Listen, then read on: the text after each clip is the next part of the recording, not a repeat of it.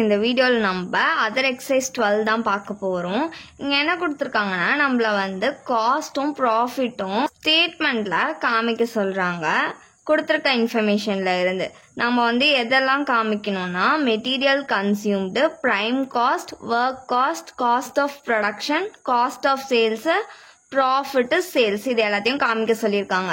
என்ன இன்ஃபர்மேஷன்ஸ்லாம் கொடுத்துருக்காங்கன்னா material purchased வந்து 2 lakh, நெக்ஸ்ட் வேஜஸ் வந்து 1 lakh, டைரக்ட் எக்ஸ்பென்சஸ் வந்து 20,000, opening stock of raw materials வந்து 40,000, next closing stock of materials வந்து 60,000, ஃபேக்டரி ஓவர் ஹெட்ஸ் வந்து 20% எடுத்துக்கணுமா வேஜஸ்ல இருந்து, நெக்ஸ்ட் அட்மினிஸ்ட்ரேஷன் ஓவர் ஹெட்ஸ் வந்து ஒர்க் காஸ்ட்ல இருந்து 25% எடுத்துக்க சொல்லியிருக்காங்க.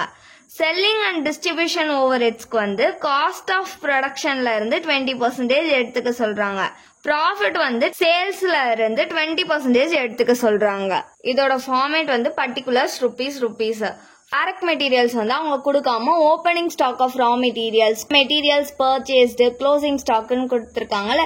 ஃபர்ஸ்ட் நம்ம வந்து ரா மெட்டீரியல்ஸ் கன்சியூம்ட வந்து ஃபர்ஸ்ட் கண்டுபிடிச்சுக்கணும். அதோட ஃபார்மேட் வந்து ஓப்பனிங் ஸ்டாக் ஆஃப் மெட்டீரியல்ஸ் எவ்வளவு கொடுத்துருக்காங்கன்னா 40,000.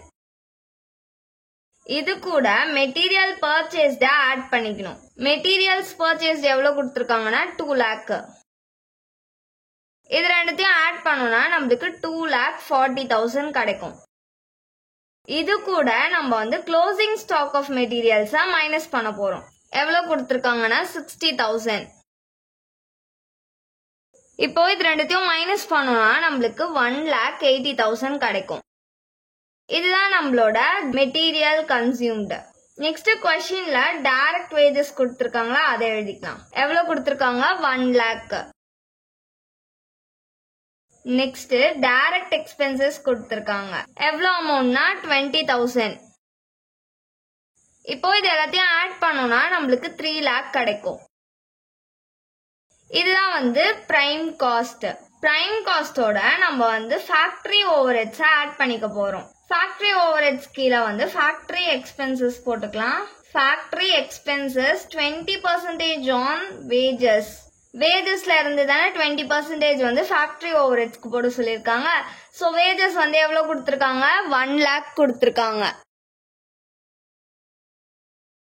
1 lakh into 20 divided by 100%ன்றதுனால கீழே 100.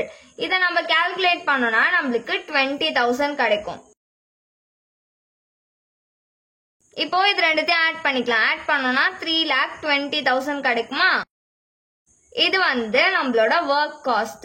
நெக்ஸ்ட் இது கூட நம்ம வந்து அட்மினிஸ்ட்ரேஷன் ஓவர் ஹெட்ஸ் ஆட் பண்ணிக்கணும். கீழே வந்து administration expenses 25% on work cost. Work காஸ்ட்ல இருந்து 25% எடுக்க சொல்லிருக்காங்களா. ஒர்க் காஸ்ட் எவ்வளவு கண்டுபிடிச்சிருக்கோம் நம்ம 3,20,000. அப்போ 3,20,000 into 25 divided by 100%ன்றதுனால கீழே 100. இப்போ இதை நம்ம கால்குலேட் பண்ணோம்னா நம்மளுக்கு 80,000 கிடைக்கும்.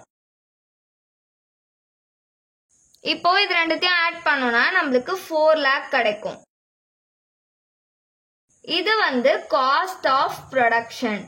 இது கூட நம்ம selling and distribution overheads add பண்ணிக்கணும்.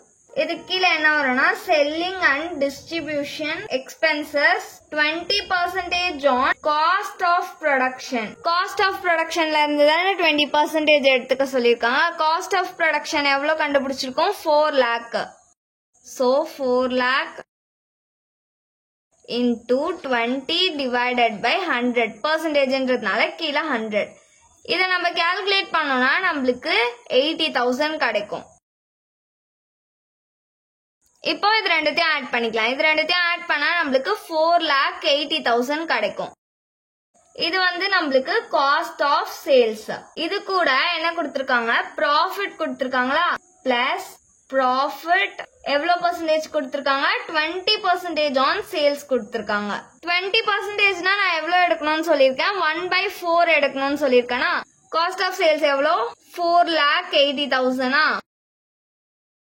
into ப்ராஃபிட் வந்து 20% இருந்தா 1/4 கால்குலேட் பண்ணோம்னா நம்மளுக்கு 1,20,000 கிடைக்கும். இப்போ இது ரெண்டுத்தையும் ஆட் பண்ணிக்கலாம். ஆட் பண்ணா நம்மளுக்கு 6 lakh கிடைக்கும். இதுதான் வந்து சேல்ஸ்.